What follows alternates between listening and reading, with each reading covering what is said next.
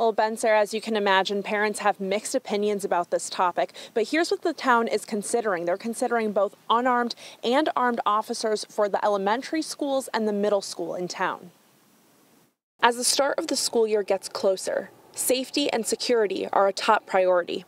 You reach a point where you're like, hey, everything's okay, this is a nice little town, we don't have to worry. I think Uvalde has caused us to once again look at it. The deadly school shooting at an elementary school in Texas, prompting East Hampton schools to consider hiring either school resource officers, who would be current police officers, or armed security officers, who would be retired police.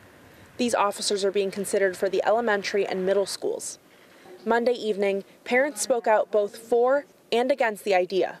We are all pro our children. We want our children to be safe and free from any harm during their school day.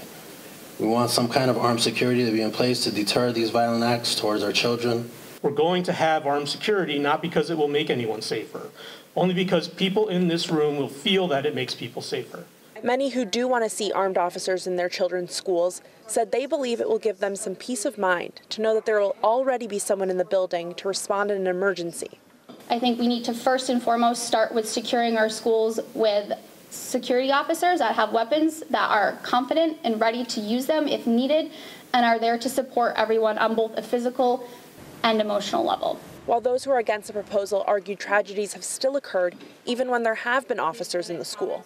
Based on the actions of the armed security officer in Uvalde or Parkland, I think it's hard to say that an armed security officer did any good at all in those school systems. It was in fact quite a waste of resources. Right now, the town's high school already has an armed security officer.